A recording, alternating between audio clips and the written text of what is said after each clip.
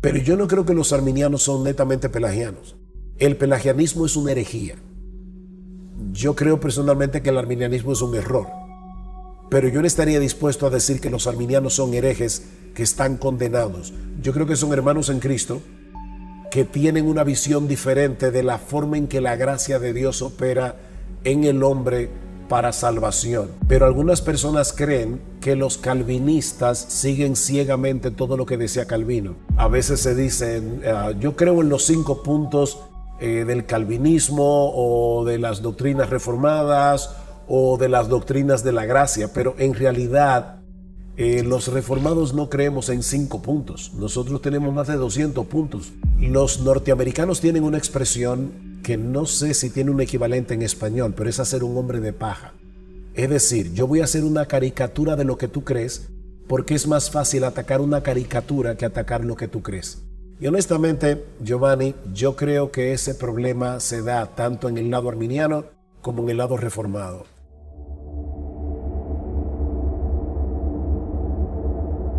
Queremos empezar esta entrevista hablando acerca de credos y confesiones. Sabemos que a través de la historia la Iglesia ha tenido que apelar a ciertos documentos o a ciertos acuerdos en cuanto a la interpretación de la Escritura.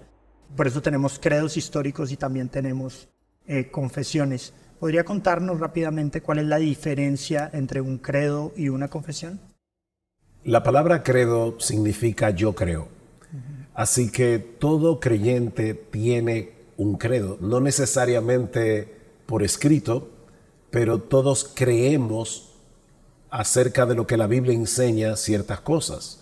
Yo creo que Dios es trino, yo creo que la redención es únicamente en Cristo por medio de la fe. Cada vez que yo digo yo creo, estoy expresando lo que es mi credo.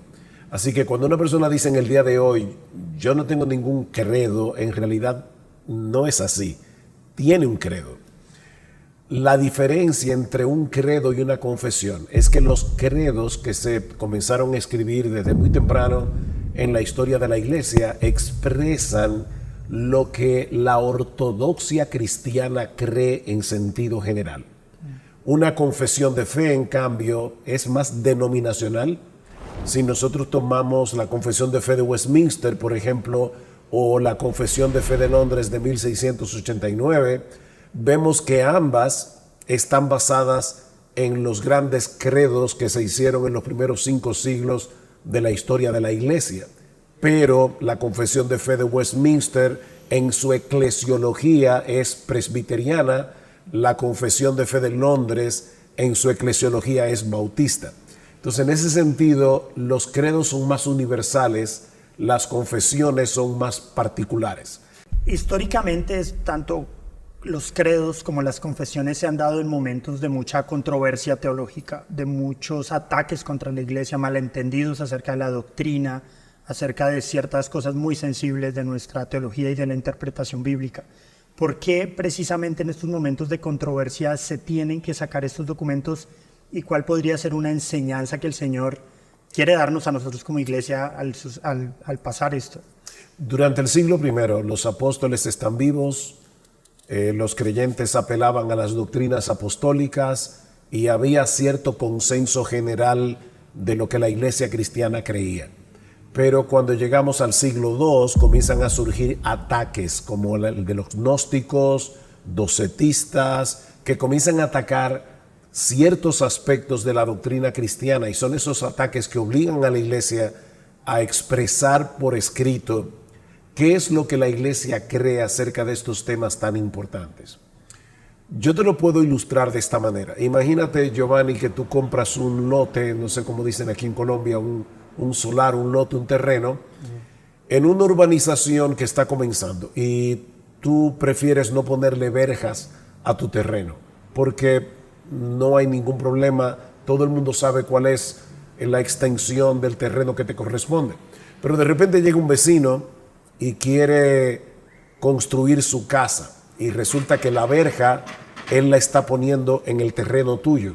Así que tienes que volver a catastro, volver a medir tu terreno y establecer claramente cuáles son los linderos del terreno que te toca a ti. Pero yo creo que eso es lo que pasa en la iglesia en sus primeros siglos, cuando los ataques doctrinales comienzan, sobre todo en la parte oriental de la iglesia, que se ataca la deidad de Cristo, es más cristológico, la doctrina de la Trinidad con la controversia arriana. Eso obliga a la iglesia a tener que volver a la Escritura y expresar por escrito cuál es la doctrina ortodoxa con respecto a esos temas. Cuando vamos a la iglesia occidental, vemos que la controversia cambia. En vez de ser cristológica, el problema es antropológico y soteriológico en la controversia de Agustín con Pelagio. Y eso obliga entonces a la iglesia a tener que definir estas doctrinas. Preguntabas cuál es la lección que nosotros podemos extraer en el día de hoy. La iglesia de Cristo siempre ha estado bajo ataque, la palabra de Dios siempre ha estado bajo ataque, y los creyentes de cada generación tienen que pensar y volver a formular otra vez lo que la iglesia cree con respecto a estos nuevos ataques que van surgiendo, que muchas veces son ataques reciclados. O sea, en el día de hoy no creo que haya nada nuevo debajo del sol, pero a veces se plantea de una manera diferente.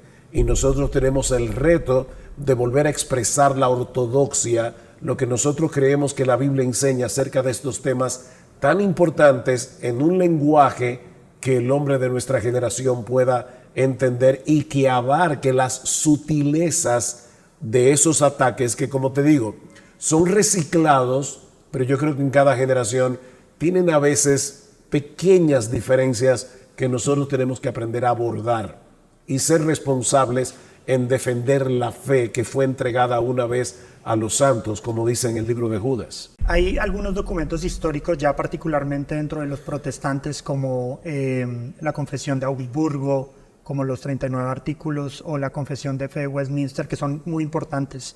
Pero dentro de la tradición reformada hay 3 documentos muy emblemáticos, que son la Confesión belga, el Catecismo de Heidelberg y los Cánones de Dort. Estos documentos son comúnmente conocidos como las 3 formas de unidad.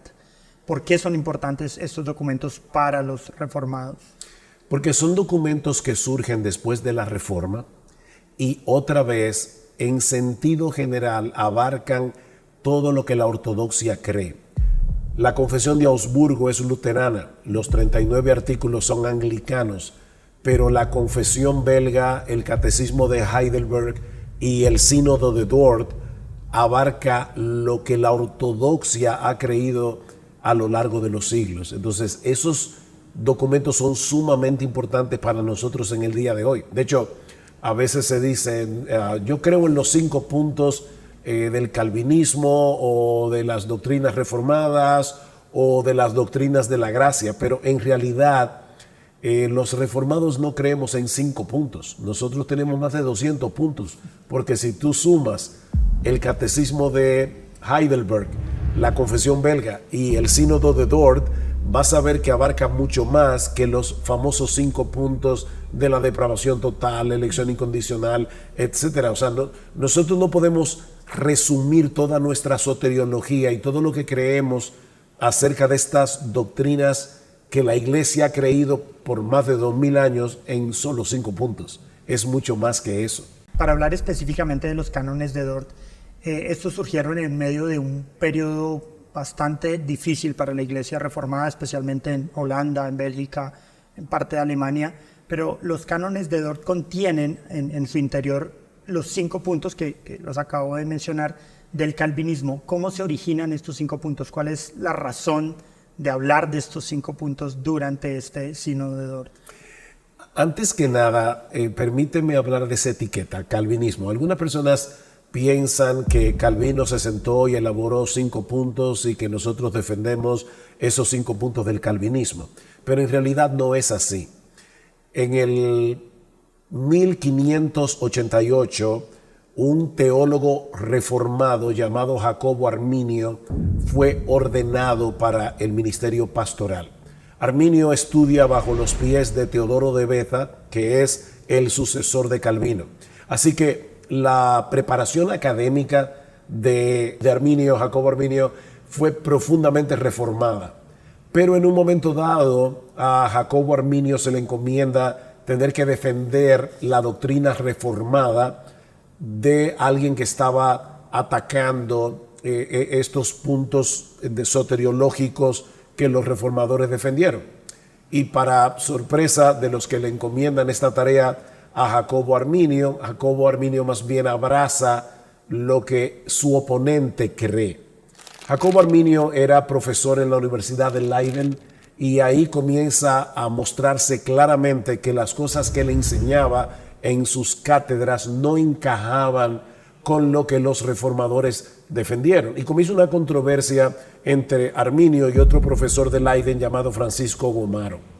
De tal manera que al morir Arminio en 1609, los seguidores de Arminio, que luego vinieron a ser conocidos como los remonstrantes, porque hicieron una protesta a los Estados Unidos de los países, lo que se conoce como los Países Bajos, porque ellos querían enseñar abiertamente lo que su maestro enseñaba. Y ellos escriben un documento donde hay 5 puntos que son contrarios a la fe reformada como nosotros la conocemos en el día de hoy. Así que lo primero que surgió no fueron 5 puntos del calvinismo, sino más bien los 5 puntos del arminianismo. Esta controversia comenzó a escalar hasta que finalmente los estados de Holanda decidieron hacer un sínodo para discutir este tema. Y allí, en el año 1618, en la ciudad de Dordrecht, conocida coloquialmente como Dort, se hace este sínodo, y por eso se conocen como los cánones de Dort, donde se aprueban 5 puntos que contradicen lo que los arminianos estaban proponiendo. Que básicamente la idea general es la siguiente: los creyentes vienen a ser creyentes no por una obra eficaz y soberana del Espíritu de Dios, sino por una obra de una gracia preveniente. Yo voy a explicar eso en un momentito, pero una gracia preveniente que produce lo que podríamos llamar una regeneración parcial en el hombre, que a pesar de estar depravado, a pesar de estar muerto en sus delitos y pecados, ahora esta regeneración parcial te coloca en una posición donde tú puedes aceptar el Evangelio o puedes negar el Evangelio, pero al final la aceptación de la salvación en Cristo está en las manos tuyas. Por supuesto, el arminiano dirá, sí, pero siempre por la gracia, porque la gracia preveniente, esa gracia que viene primero, te capacitó para decir que sí o para decir que no. Si tú dices que no, la culpa es tuya, y en eso estamos todos de acuerdo. Pero si dices que sí, es porque tú tomaste una decisión por Cristo. Los que defendemos las doctrinas de la gracia tal como fueron establecidas en los cánones de Dort, decimos no, Dios hizo una obra de regeneración total, te dio vida cuando estabas muerto en tus delitos y pecados, Efesios capítulo 2, versículo 1, de manera que Dios es absolutamente soberano en la salvación de los pecadores.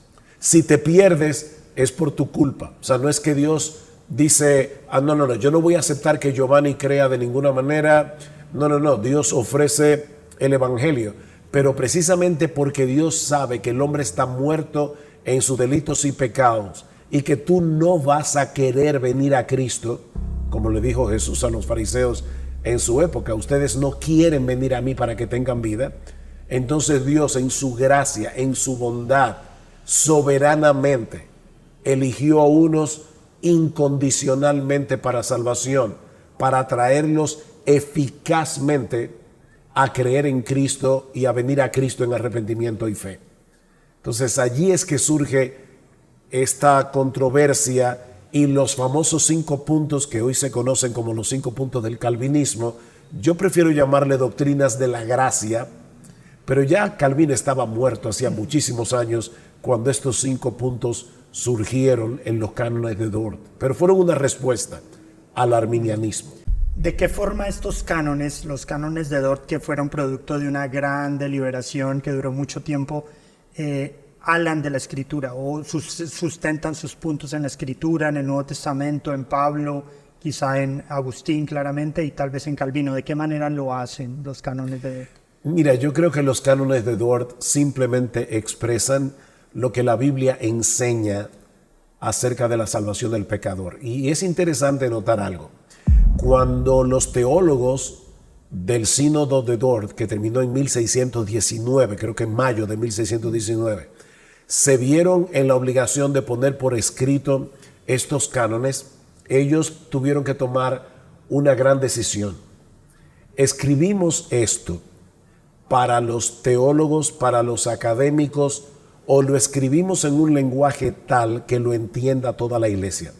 Y la decisión que ellos tomaron es escribir esto de tal manera que cualquier creyente lo pueda entender. Algunas personas, cuando escuchan que un documento es del 1619, piensa, yo no voy a entender esto. No, los cánones se escribieron para que los creyentes puedan leerlo y entenderlo. Pero por otro lado, es interesante notar que siempre el primer párrafo de los cánones de Dort son una expresión de la ortodoxia cristiana tal como había sido aceptada los primeros 15, 16 siglos de la historia de la iglesia. Así que hay una conexión vital, una conexión orgánica entre los cánones que se escriben en el 1619 y lo que la iglesia de Cristo había creído desde el siglo I hasta ese momento. Así que en realidad yo creo que los cánones son un regreso al Nuevo Testamento para ver lo que tanto Pablo como el resto de los apóstoles escribieron en el Nuevo Testamento. Y Pablo obviamente es una expresión en su teología de lo que enseñó Jesús. Entonces yo creo que esto es cristianismo. Los cánones de Dort quizás son el emblema más significativo en la historia del protestantismo, en la división que se da históricamente entre arminianos y entre reformados. Y por esta razón quizá los arminianos generalmente ven con cierto recelo estos cánones. ¿Qué le diría a los arminianos que ven como con cierto sentido de agresividad estos cánones de Dort? ¿Qué les diría? Bueno, lo primero que los animaría es a leer los cánones de Dort, porque hoy día algunas personas toman los 5 puntos y de hecho enumerados de esta manera: la depravación total, luego la elección incondicional, y todo eso era para poder hacer un acróstico con el tulipán, que era una flor muy apreciada en Holanda, aunque no es autóctona de Holanda. Pero el tulip, como se conoce en inglés, dice, ¿verdad? Comienza con la total depravación, luego la U es unconditional election, la elección incondicional, luego la I es de la irresistible gracia, luego tulip, luego la L es limited atonement, que no me agrada ese término porque parece limitar el alcance de la expiación de Cristo, lo que se conoce como la expiación limitada, y luego la perseverancia de los santos. Pero en realidad el tulip nace en 1905, 1906, en una publicación que alguien hizo y quiso ser ingenioso en la forma de presentar esto en una forma memorable y crea el acróstico del tulip. Pero si vas a los cánones de Dort, vas a ver que la primera doctrina, el primer canon, es sobre la elección incondicional. O sea que no es el orden en que el tulip es presentado en el día de hoy. Yo le diría a un arminiano: lee los cánones y sobre todo pon atención a ese primer párrafo, porque te vas a dar cuenta que ese primer párrafo expresa lo que fue la ortodoxia desde el siglo I hasta el siglo XVII. Y te vas a dar cuenta que esto es cristianismo, no es una expresión exclusiva de aquellos que se conocen hoy día como los calvinistas. Y obviamente luego los cánones responden preguntas como si nosotros creemos que hay una elección incondicional, ¿mata eso el evangelismo? ¿Mata eso la obra misionera? Y obviamente ellos dicen que no y demuestran por qué no. Y yo creo que esto es importante porque a veces los arminianos descartan las doctrinas de la gracia porque piensan que eso es elitista, o sea, como si Dios dijera, tú sí, tú no, tú sí, tú no, o piensan que esto mata el impulso evangelístico de la iglesia. Y si tú lo ves desde ese punto de vista, claro que vas a rechazar los cánones de Dort, pero creo que muchas veces se rechazan porque no se conocen. En ese sentido, Arminio incluso era reformado en su teología más esencial, ¿no? De hecho, Arminio creía en la depravación total del hombre como lo creía Agustín, como lo creía Pablo, como lo creía Calvino. La diferencia entre Agustín, Pablo, Calvino y Arminio es precisamente esa parte de la gracia preveniente, donde él dice, sí, el hombre está completamente depravado, el hombre por sí solo no puede creer, pero Dios le da la gracia preveniente a todos, produce esta regeneración parcial para que entonces el hombre pueda creer o no creer. Pero honestamente, Giovanni, yo no veo en el Nuevo Testamento tal cosa como una regeneración parcial. O tú estás muerto en tus delitos y pecados o tú estás vivo. Eso es lo que Pablo plantea en Efesios capítulo 2. Dice, y Él os dio vida a vosotros cuando estabais muertos en vuestros delitos y pecados. O sea, tú estabas muerto en un segundo, luego estás vivo y en ese momento tú puedes creer y arrepentirte, porque un muerto no puede creer. Y de hecho, en los primeros 3 versículos de Efesios capítulo 2, Pablo no solamente dice que estás muerto, sino que dices que tú eres dominado por el príncipe de las tinieblas. Eres un hijo de ira como todos los demás. Versículo 4, pero Dios, que es rico en misericordia, por su gran amor con que nos amó, os dio vida juntamente con Cristo. La pregunta aquí es, cuando Dios te dio vida para que tú puedas creer, ¿tú estabas parcialmente regenerado o estabas completamente muerto? Yo no quiero ser irónico con lo que voy a decir ahora, pero podemos plantear la pregunta de otra forma.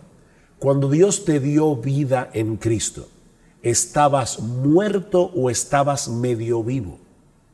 ¿Estabas agonizando?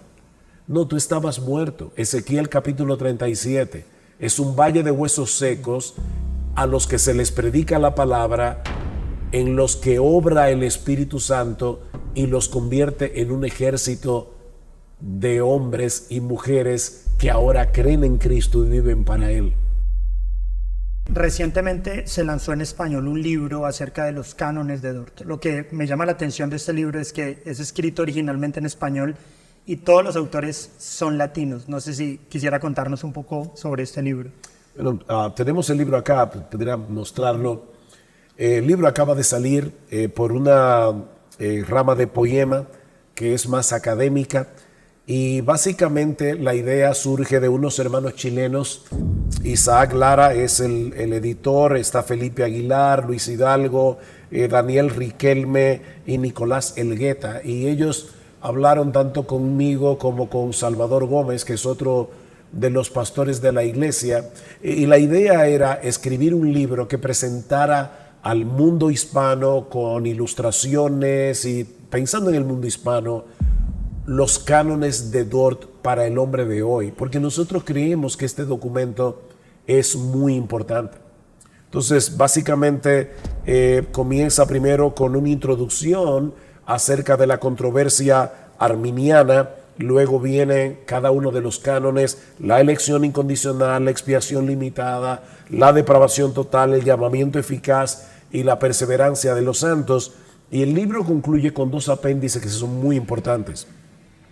Una perspectiva pastoral y práctica de los cánones de Dort, escrito por Salvador Gómez, y el contexto histórico por Nicolás Elgueta. Y este último capítulo para mí es extremadamente importante porque muestra que esta controversia al final de cuentas se centra en si la salvación está en las manos de Dios y es de pura gracia o está en las manos del hombre. Y por eso comienza con la controversia entre Agustín y Pelagio en el siglo IV y viene rastreando todo esto hasta que llegamos a la época de la Reforma.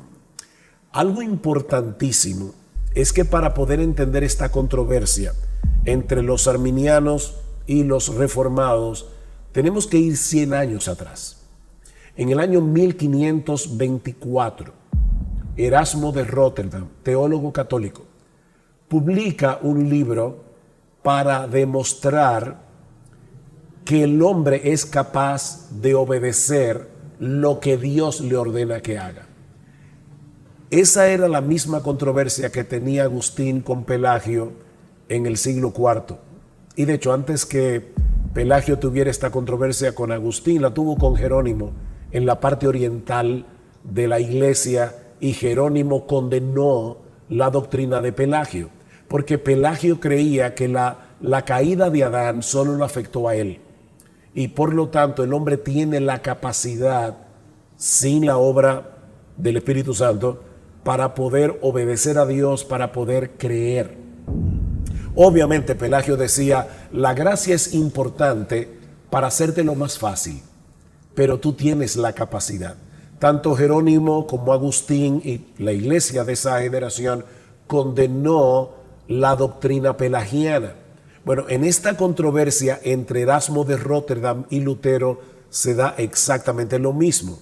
El argumento de Erasmo es, ¿cómo puede ser posible que Dios le diga al hombre, tú tienes que creer, si Dios sabe de antemano que él no puede creer? Si la condición es creer, sería cruel pedirle a un muerto que crea. Eso fue en 1524. En 1525, Martín Lutero escribe lo que yo entiendo que es uno de los documentos más importantes de la Reforma temprana, o sea, el momento en que estalla la Reforma protestante, un documento que ha sido traducido al español de diversas maneras, pero básicamente lo que Lutero demuestra es que el libre albedrío del hombre es un esclavo, es esclavo del pecado. Ahora, nota algo importante en el argumento de Lutero, porque luego se va a dar en la misma controversia 100 años más tarde, arminianos contra reformados. Lutero le dice a Erasmo de Rotterdam, si tu argumento es correcto, que Dios debe ordenarle al hombre lo que él es capaz de hacer, entonces tenemos que llegar a la conclusión de que el hombre es capaz de obedecer todos los mandamientos. Porque dice en Deuteronomio que si tú obedeces todos los mandamientos y fallas en uno de ellos, te haces culpable de todos. Eso lo va a decir Santiago más adelante. Si tú quieres salvarte cumpliendo la ley, tienes que cumplir toda la ley. Entonces, según tu argumento, el hombre debería ser capaz de no pecar nunca y de obedecer toda la ley. Pero ¿qué tal si la ley fue dada precisamente para hacerle ver al hombre su impotencia y para que en su impotencia busque al único Salvador, que es Cristo? Es casi el mismo argumento de Agustín contra Pelagio en el siglo IV y va a ser el mismo argumento de los reformados contra los arminianos. Es verdad que Dios pone una condición, pero Dios da al hombre por su gracia el cumplir esa condición. Vamos a hablar un poco más adelante acerca de las etiquetas, pero por lo que menciona ahora, es común que a los arminianos se les llame semipelagianos por esta idea de que alaban un poco del hilo de Pelagio, y es común que a los reformados de ese momento se les diga calvinistas, porque muchos arminianos se consideraban, en ese momento, el mismo Arminio, se consideraba reformado. ¿Qué opinión tiene acerca de estas etiquetas? ¿Le parecen correctas? Bueno, vamos a ponerlo de esta manera. Son correctas si cuando yo estoy hablando con alguien entendemos lo mismo.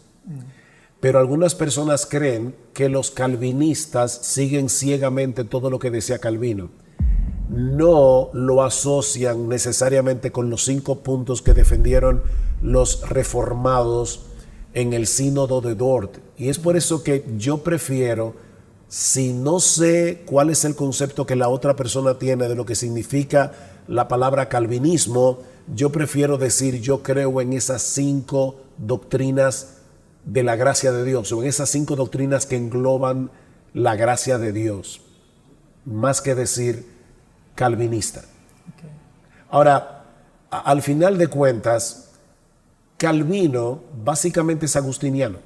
De hecho, en las instituciones de Calvino, Calvino cita más o menos un promedio de una vez cada 3 páginas a Agustín de Hipona. Pero si vas a Agustín de Hipona, yo tampoco soy agustiniano en el sentido de creer todo lo que Agustín enseñó, porque Agustín era un hombre.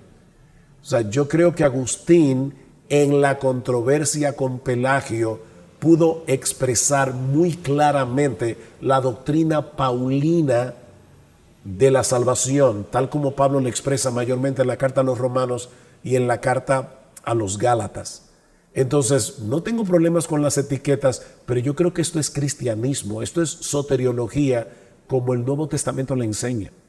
Yo creo que los cánones de Dort cometen un error de la época al llamarle pelagianos a los arminianos, porque los arminianos no son, en el mejor sentido o en el peor sentido de la palabra, pelagianos. Lo que pasa es que la palabra semipelagiano no se conocía, era muy nueva. De hecho, creo que fue Teodoro de Beza quien habló por primera vez, quien acuñó ese término de semipelagianos.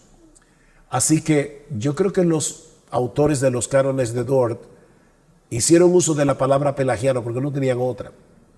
Pero yo no creo que los arminianos son netamente pelagianos. El pelagianismo es una herejía. Yo creo personalmente que el arminianismo es un error. Pero yo no estaría dispuesto a decir que los arminianos son herejes que están condenados. Yo creo que son hermanos en Cristo que tienen una visión diferente de la forma en que la gracia de Dios opera en el hombre para salvación. Pero yo no estaría listo para decir que los arminianos son heréticos. Yo sí lo diría de un pelagiano. No sé si me doy a entender en la diferencia. O sea, aunque los cánones de Dort usan la palabra pelagiano, yo creo que la usaron porque la palabra semipelagiano había sido acuñada muy recientemente. Pero no creo que sea del todo preciso decir que los arminianos son pelagianos. En el capítulo que escribe en el libro de los cánones de Dort, precisamente en este sentido de reorganizar un poco el orden correcto de los 5 puntos, usted escribe el capítulo sobre la elección incondicional o sobre la divina predestinación. Es probable que este sea el punto, quizá como lo mencionábamos antes, más polémico de los 5 puntos. Ahora, ¿cuál era la diferencia dentro del sínodo de Dort entre la posición arminiana y la posición reformada respecto a la predestinación? La posición de Arminio y luego de los arminianos o remonstrantes era básicamente esta: Dios elige. O sea, Arminio nunca negó la doctrina de la predestinación, la doctrina de la elección, pero él dice Dios elige sobre la base de que él prevé quiénes van a aceptar el evangelio cuando se les predique, debido a la gracia preveniente. Recuerda, en la mente de Arminio, primero tú eres parcialmente regenerado, se te presenta el evangelio y Dios sabe de antemano si Giovanni va a creer o si Giovanni va a rechazar el evangelio. Si Dios sabe en su presciencia que tú vas a aceptar el evangelio, te elige. Así que al final de cuentas, no es la elección de Dios, es la elección de Giovanni, solo que Dios la conoce de antemano. Los reformados creemos que la elección es incondicional porque Dios no elige sobre la base de esa condición previa de que Él sabe que tú vas a creer, sino que Dios elige soberanamente porque con amor eterno Él te amó. Y como Él te amó, Él te va a redimir. Vamos a ponerlo de esta manera. El arminiano cree que Dios ama a toda la humanidad, pero no ama a ninguna persona en particular como para asegurar su salvación. Nosotros creemos que hay una especie de amor de Dios general en su gracia común, en el que Dios le hace bien a buenos y malos. Él hace salir su sol, Él hace llover sobre justos e injustos. Pero al hablar de la salvación, no hay un amor especial de Dios. De manera que Dios no ama a la humanidad en general solamente, sino que Él ama personas en particular a quienes soberanamente Él elige para salvación. ¿Por qué? No lo sabemos.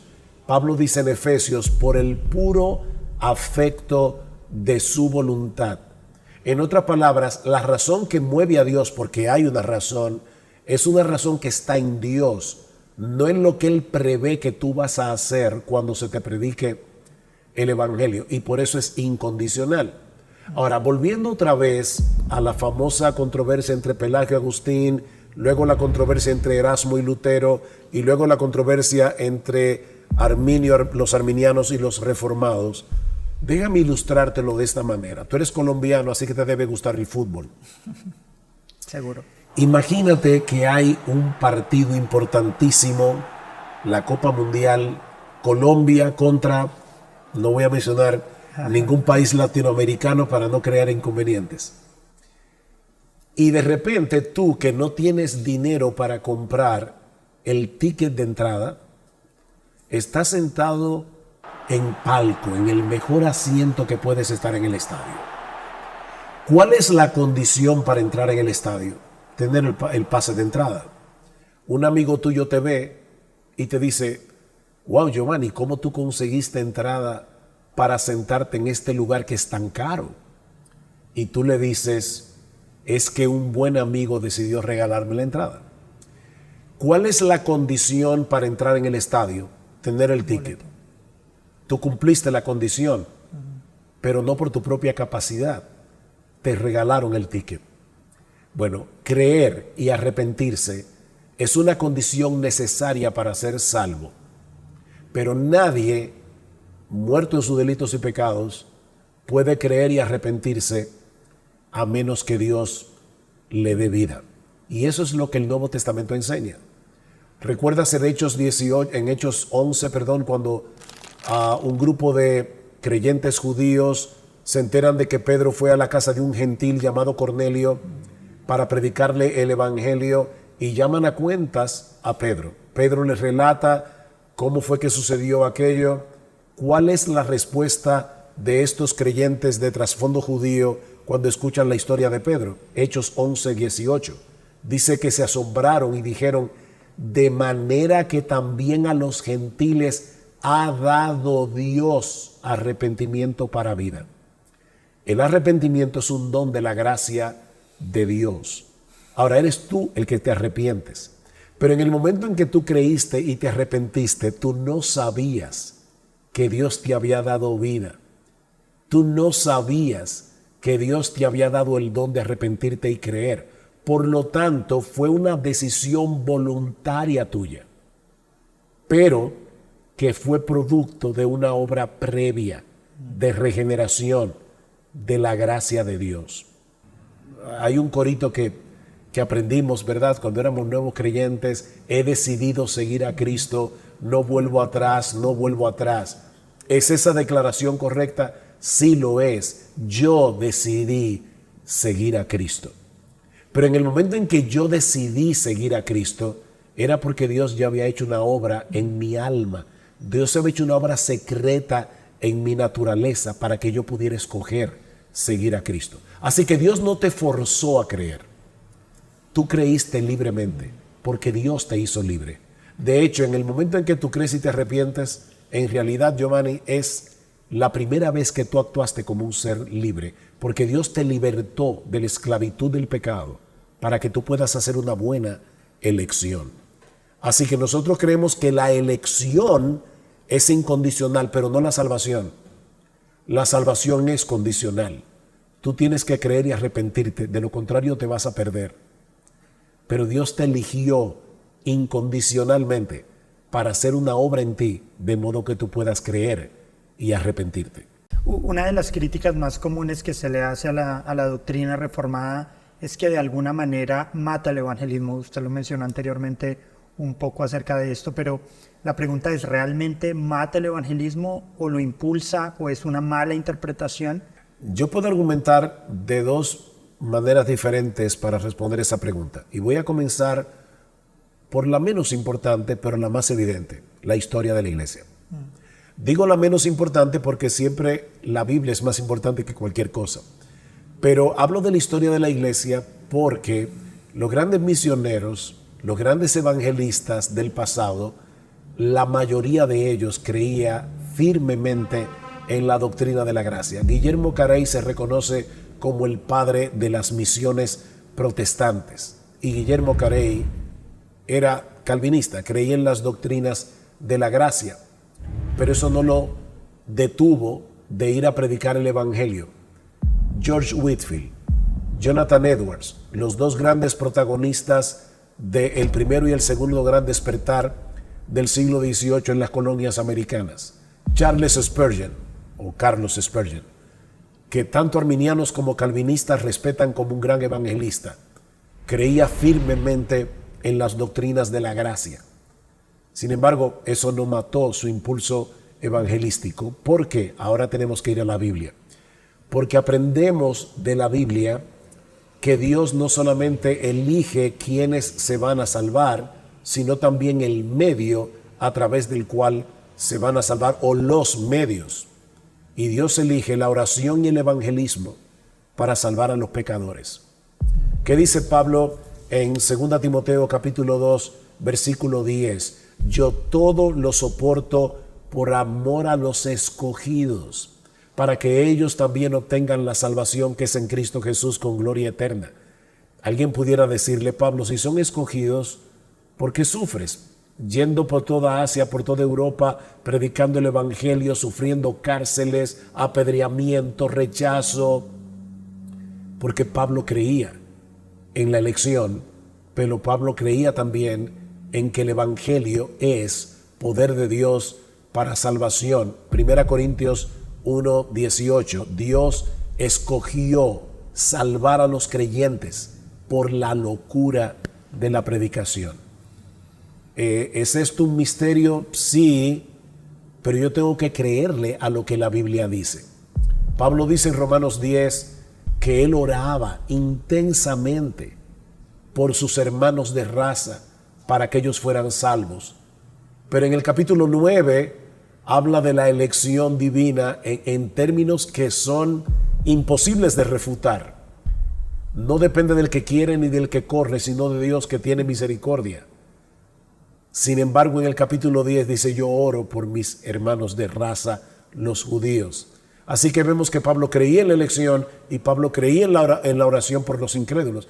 De hecho, Giovanni, si yo no creyera en la elección divina, de verdad, yo ni oraría a Dios por los incrédulos, ni les predicaría el evangelio. ¿Por qué yo le voy a orar a Dios para que salve a un pecador si yo creo que la salvación no está en sus manos, sino en las manos del pecador? Pero yo le oro a Dios porque yo creo que la salvación está en sus manos y está en mejores manos que en las del pecador.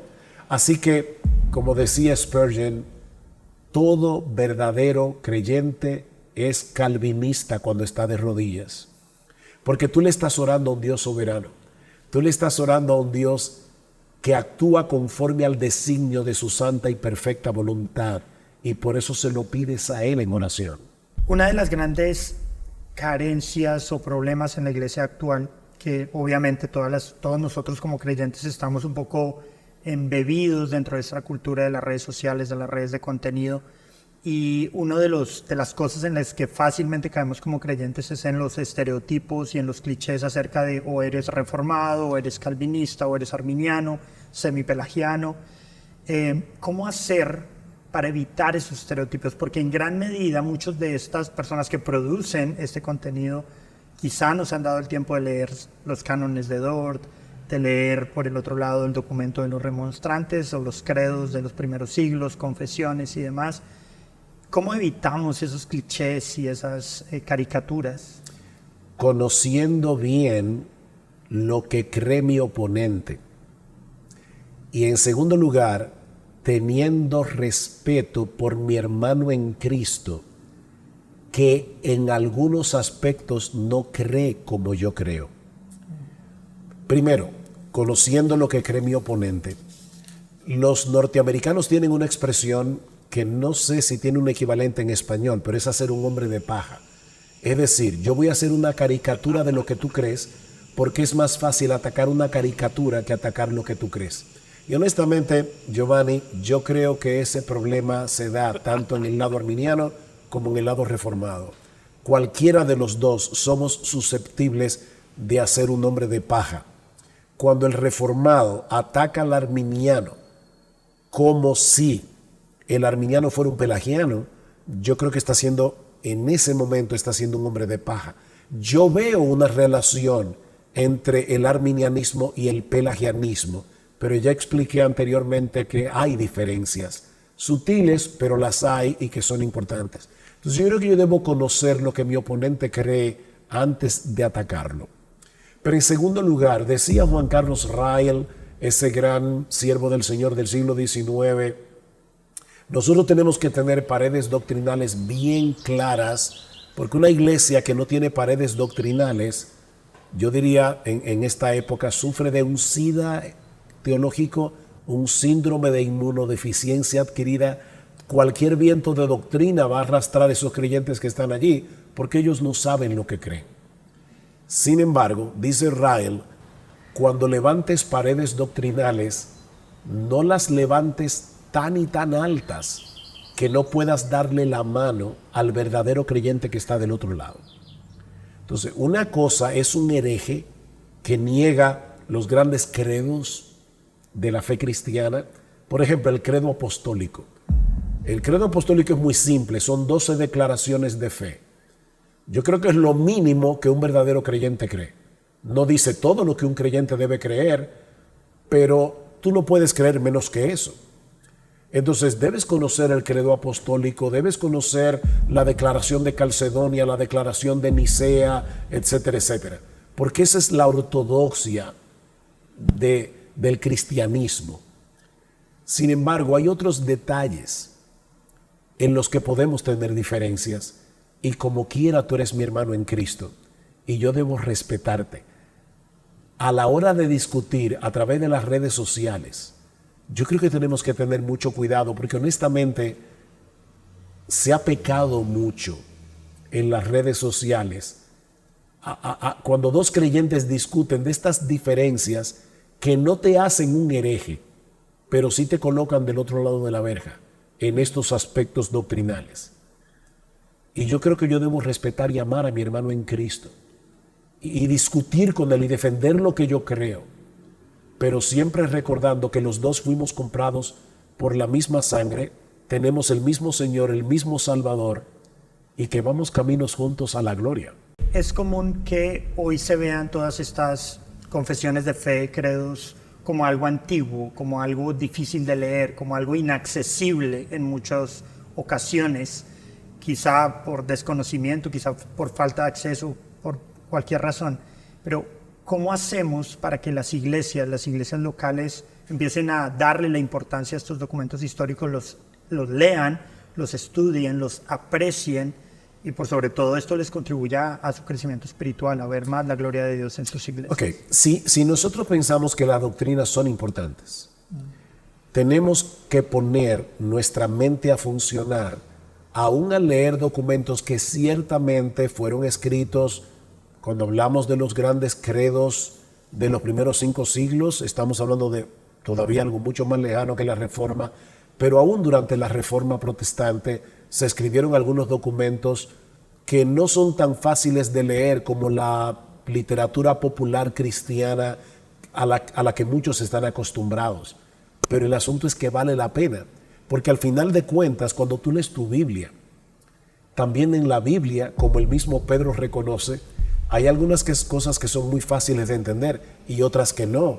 Pero yo no puedo decidir qué de la Biblia yo voy a conocer y qué de la Biblia yo me voy a dar el lujo de ignorar. Yo tengo que conocer toda mi Biblia, porque toda la Escritura es inspirada por Dios. No solamente los Salmos, no solamente los Evangelios, toda la Escritura, incluyendo aquellos capítulos de los que Pedro dijo que Pablo escribió y que eran difíciles de entender.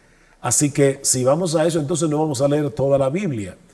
Yo debo hacer un esfuerzo por conocer lo que creo, por conocer mis doctrinas, por ser preciso en mi teología, e indudablemente conocer esos documentos del pasado es el punto de partida ideal para tú poder entender lo que la iglesia ha creído en 2000 años. Porque Giovanni, cuando tú rechazas el quehacer teológico de esos gigantes que nos precedieron y sobre los cuales nosotros estamos construyendo, lo que tú estás despreciando es la obra del Espíritu Santo en 2000 años de historia. Yo creo que la posmodernidad ha impactado a la iglesia de nuestra generación, y una de las cosas que hace la posmodernidad es mirar al pasado con recelo y con arrogancia, pensando que, bueno, esa gente del pasado no tenía la tecnología y todo lo que nosotros tenemos en el día de hoy. Pero no, el Espíritu Santo, que es todopoderoso y siempre lo ha sido, ha estado guiando a la verdad a la iglesia de Cristo progresivamente. Y si yo no conozco la historia de la iglesia, corro el peligro de creer una herejía novedosa que la iglesia de Cristo no ha creído en 2000 años. Es como pensar, Giovanni, no, el Espíritu Santo a mí me va a enseñar todas las cosas y yo no necesito esos 2000 años de historia en los que el Espíritu Santo ha estado guiando a su iglesia a toda la verdad y a definir con precisión estas doctrinas. Y con todo el respeto y la ternura y el amor con que yo puedo decir eso, Giovanni, eso es arrogancia teológica. Yo dependo de lo que grandes hombres de Dios han hecho en teología durante 2000 años. ¿Qué dice el autor de la carta a los Hebreos? Capítulo 13, versículo 7. Acordaos de aquellos hombres que os hablaron la palabra de Dios, considerad cuál haya sido el resultado de su conducta e imitad su fe. Esos hombres ya murieron, pero son nuestros, como dice Pablo en 1 Corintios 3. Pablo es vuestro, Pedro es vuestro, todo es vuestro. Así que Agustín es nuestro, Calvino es nuestro, Lutero es nuestro, Jonathan Edwards es nuestro, John Owen es nuestro, todos los puritanos, Spurgeon es nuestro, Whitefield es nuestro, Warfield es nuestro. Nosotros tenemos que conocer lo que esos grandes hombres escribieron, y sobre todo si tú eres un líder de una iglesia, es importante que tú conozcas la teología histórica, porque de lo contrario puedes correr el riesgo de creer herejías novedosas y ni cuentas te das de que lo que tú crees nadie lo ha creído en 2000 años.